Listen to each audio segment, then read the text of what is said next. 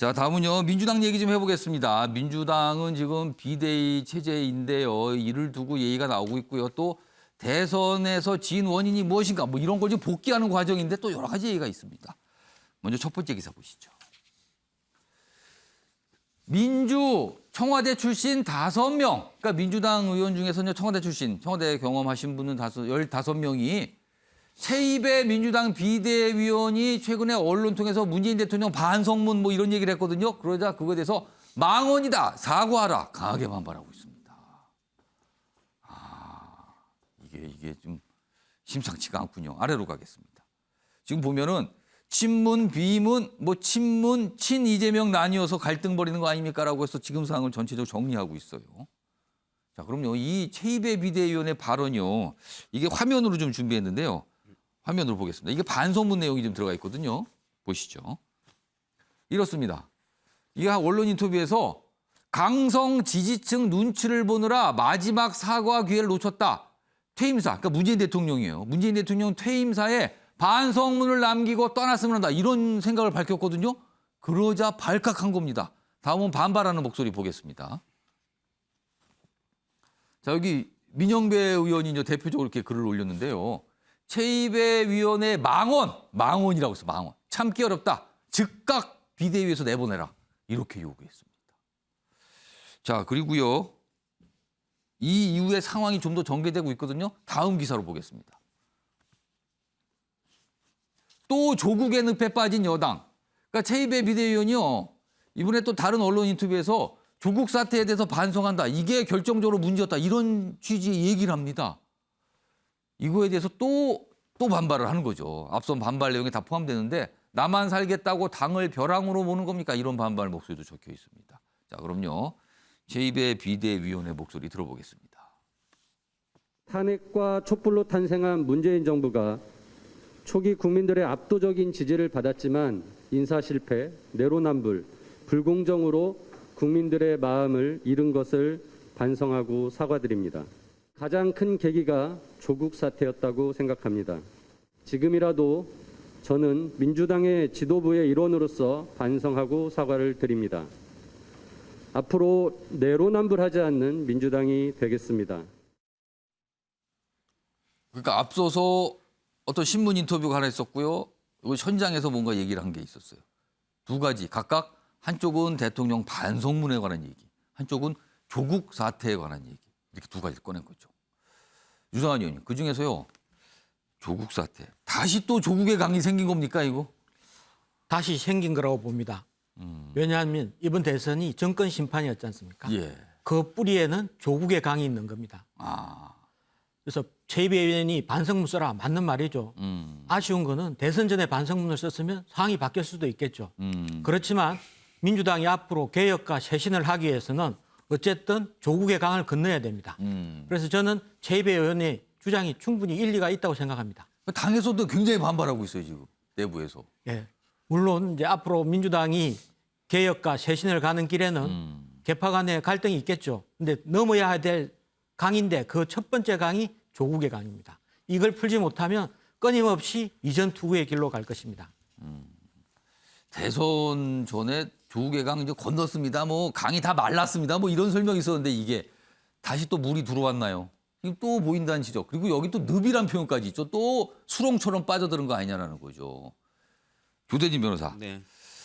뭐 조국의 강 그리고 대통령의 퇴임사에는 반성문이 담겨야 된다. 이런 주장을 해놨거든요. 이거 어떻게 들으셨어요? 최입의 그 비대위원의 말은 예. 참 그 철회해야 되고요. 그 반성문이라는 말은 뭐 망언에 가깝다고 저는 생각을 합니다. 일단 뭐 최입의 의원을 뭐 개인적으로 뭐 알지는 못하고 뭐 평가하기도 뭐 그렇지만 솔직히 민주당의 입장에서는 굴러온 돌 아닙니까? 뭐 정통파 민주당원으로서 뭐 한 사람도 아니었고 사실 영입 케이스죠. 예, 영입 케이스였는데 느닷없이 들어와가지고 민주당 반성하라고 이렇게 얘기하는 게 민주당 지지자로서는 상당히 불편한 그런 입장이고요. 그리고 민주당이 관련된 문재인 정부에 대한 성과들은 전부 다 배제한 채 무조건 반성문을 쓰라 이런 거를 얼마나 민주당원들이 그리고 납득할 수 있을지에 관련돼서는 뭐 또 이렇게 좀 살펴봐야 될 부분인 것 같습니다. 그리고 조국의 강은 이미 말랐고 조국의 늪도 없습니다. 없습니까? 없다고 네. 보십니까? 그리고 다만 이제 조국에 관련된 사태에 관련돼서 물론 이런 부분들이 선거에 어떤 영향을 미쳤는지에 대해서 그 귀담아서 살펴볼 부분은 있겠죠. 예. 근데 하지만 모든 부분들을 조국의 사태 때문에 졌다. 뭐 이렇게 평가를 해가지고 몰아가는 거 자체는 좀 좋지 않다라고 봅니다. 자, 김상희 평론가는 어떤 의견이십니까? 그러니까 조국 논란이 있었을 때 그 내로남불에 뭐 좀 이런 모습이 많았다. 예. 이런 거는 반성을 해야겠죠. 그렇지만 그 반성하는 주체는 최이배 의원 본인도 돼야 돼요. 지금 어쨌든 책임 있는 자리에 있고 뭐 어쨌든 선거에 중요한 역할을 했는지 안 했는지 모르지만 예. 어쨌든 같은 편에 서서 만약에 그렇습니다. 했다면 뭐 다 같이 반성을 하면서 해야지 음. 이거를 어느 한 분을 콕 찍어가지고 반성문을 써라. 이건 오히려 분란을 일으키는 것이지요. 그래서 뭐 모두가 알고 있습니다. 이번 대선 패배는 어쨌든 평가고 그 평가를 겸허하게 받아들여야 된다고 다 알고 있습니다. 예. 그러면 그걸 갖다 저렇게 튀는 식으로 할 것이 아니라 예. 어떻게 하면 함께 모여가지고 그것을 실천할 것인가 이런 것들을 좀 약간 지도급 인사에 걸맞게 행동을 예. 했다면 좋지 않았을까 이런 좀 아쉬움이 있습니다. 김상희 그러나 평론- 좀 이런 건 또 예. 얘기하고 싶어요.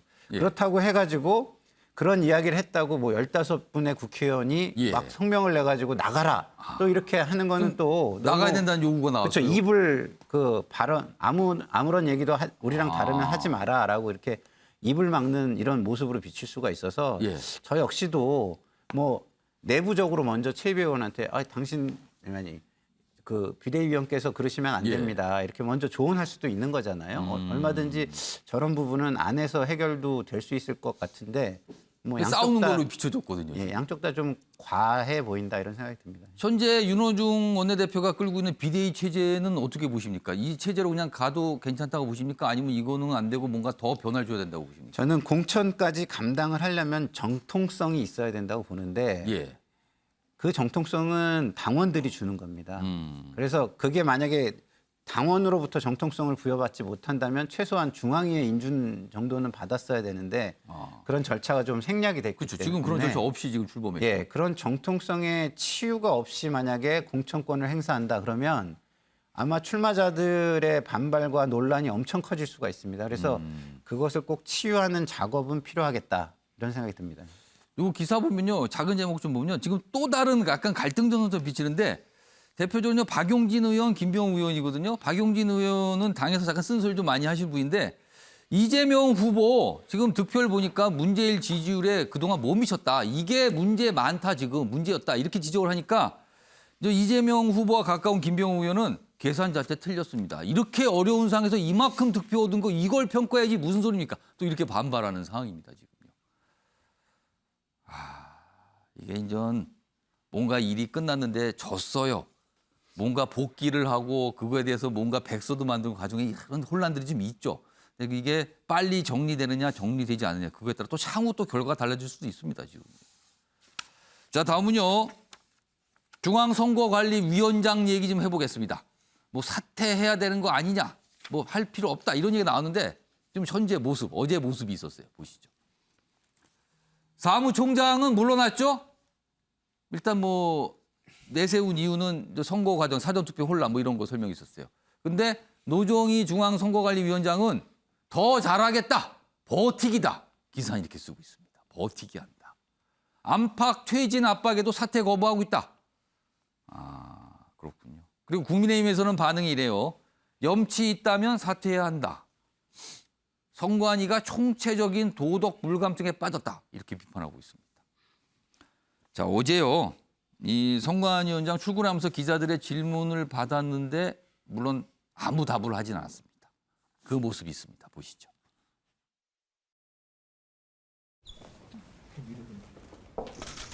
위원장님 버치 관련해서는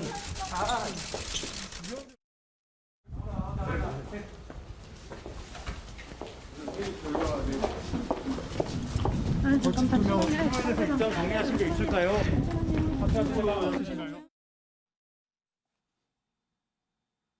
아무 얘기 없었죠. 그러나 회의 때는요. 앞으로 더 열심히 잘하겠다. 그리고 계속 자리를 지키면서 수행하겠다. 뭐 이런 취지의 얘기를 했다고 또 알려져서 이렇게 기사로 나오고 있습니다. 다음 기사 하나 더 보겠습니다. 보시죠. 자, 노정희 선관위원장 버티기 이런 가운데 공무원들, 그러니까 일선 지역에 있는 공무원들이에요. 투표 사무 거부한다. 그러니까 사전 투표 굉장히 이른바 홍역을 치는 거거든요. 그리고 비판을 많이 받았거든요. 근데 왜냐하면 사실 선관위 직원들뿐만 아니라 일선의 지자체 공무원분들이 이런 걸 협조를 해줘야지 이루어지거든요. 근데 이분들 아니 별다른 대우도 못 받고 일 열심히 했는데 이게 뭡니까? 라면서 반발을 하는 거예요. 앞으로 안 한다. 이런 목소리 나오고 있답니다. 지방선거관리 비상이다 이렇게 돼 있습니다. 여기 보면 목소리가 이래요. 투표 사무원들 반발하는데 대선 사전투표 부실관리로 현장 인력의 비판 쏟아지자 아니 쥐꼬리 수당의 책임만 커졌다. 안 한다 더 이상 이런 거. 우리가 할 의무 있습니까? 거부할 권리 있습니다. 이렇게 반발하고 있는 겁니다. 지금. 장혜찬 평론가, 선관위원장 건 이거 어떻게 보십니까? 아니 주말이라서 출근도 안 하시는 분이 선관위원장 자리에 왜 이렇게 욕심이 있는지 모르겠어요. 이게 코로나 확진자가 폭증하고 사전투표 역대 최고 투표율이 예상되는 상황에서도 꼬박꼬박 주말 쉬시면서 국민 비판이 가세지자 비상근이다 하셨잖아요. 근데 사전투표 날에도 자리 안 지키는 선관위원장이 왜 있어야 되는 겁니까? 상식적으로 이해가 안 되는 이 자리 욕심인 것이고요. 이 책임은 저는 결과적으로 김명수 대법원장에게 물을 수밖에 없다고 생각합니다.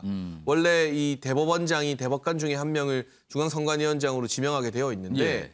노정희 선관위원장 같은 경우는 그동안의 관행으로 보면 선관위원장 지명될 순번이 아니었거든요. 그냥 3명 정도를 건너뛰고 기수를 건너뛰고 김명수 대법원장이 노정희 선관위원장을 선택한 겁니다. 그때도 우리법 연구에 밀어주기라는 비판이 많이 나왔습니다. 예. 그 책임을 노정희 선관위원장은 무능에 대해서 사퇴로 책임을 져야 되고요. 예. 김명수 대법원장은 본인이 인사권 잘못 행사한 걸로 대국민 사과하셔야 되는데 참 이분 책임 회피 잘하시는 것 같아요. 노정희 선관위원장 뒤에 숨어서 어떤 말도 하지 않으시잖아요. 그러니까 저는 양심상 한마디 유감 표명이라도 할 줄 알았는데 그래서 단순히 노정희 선관위원장 한 명의 문제만은 아니다. 그리고 사퇴는 너무나 당연합니다. 예. 지금 노정희 선관위원장이 사퇴하지 않으면요. 지방 공무원들이 지방선거 사무를 거부하고 있다고 합니다. 나가봤자 욕만 먹는데 예. 수당도 얼마 안 되는데 그 현장에서 밤늦게까지 우리가 왜 나가느냐. 현장 공무원들의 반발을 누그러뜨리고 지방선거를 원활하게 치르기 위해서라도 노정희 선관위원장이 책임지는 모습을 보여줄 필요가 있어 보입니다. 조대진 변호사는 이 상황 지금 어떻게 해야 됩니까? 물론 이제 그 대통령 선거에서 사전 선거뿐만이 아니라 이제 뭐 여러 가지 그 관리에 책임이 있었다는 부분은 이제 예. 인정을 하고 있고요. 근데 다만 지금 선관위 위원도 2명이나 사퇴한 상황이고 공석이죠 지금. 네, 그리고 사무총장도 지금 면직이 되지 예. 않았습니까? 이러한 상황에서 지방선거가 지금 얼마 남지 않은 상황에서 선관위원장까지 사퇴를 한다면 더 큰 혼란이 일어날 수 있기 때문에 예. 이런 부분들에 대한 사과할 부분은 사과를 하되 예. 자리를 지켜서 오히려 선거 관리를 더 철저히 하도록 노력하는 게 더 낫지 않을까 싶습니다. 네. 뭔가 좀 여론이나 국민에 대해서 좀 설득하는 과정이 추가적으로 있을 필요는 없어 보입니까? 좀? 물론 이제 그 국민들이 판단을 하는 부분들은 있고 또 그런 그 뭐 이해할 수 있도록 그 설명하는 부분이 있어야 되겠지만 예. 지금 현실적으로 앞에 다가온 부분에 선거라는 부분들이 있기 때문에 예. 이런 부분들을 오히려 잘 치러내지 못한다면 더 오히려 또 국민한테 또 실망감을 줄 수 있기 때문에 이런 부분들을 고려해야 된다고 생각합니다. 당장에 곧 오는 지방선거 이거를 잘 치러야 되는 게 이게 더 급하다 이런 말씀이었습니다. 다음 마지막 기사인데요. 시간 좀 보면 소개 정도만 좀 짧게 드려야 되네요. 보시죠. 금리 얘기입니다. 미국이 어제 기준금리를 올렸죠. 제로금리에서 0.25%로 올린 거예요. 뭐 살짝 올렸는데 문제는 앞으로 6번 정도 더 남아있다는 거죠. 자, 미국 5월부터 달러를 빨아들인다. 그렇게 되면 뭐냐면 각국도 금리를 올 수밖에 없거든요. 자금을 받아서. 그러면 우리나라 가구당 이자 부담이 가구당 340만 원 늘어나게 된다. 부담이 너무 커진다는 거죠. 가계이자 이게 큰 문제로 떠오를 것 같습니다. 자, 아침의 매일 경제 오늘은 여기서 마무리합니다. 시청해 주신 여러분 고맙습니다.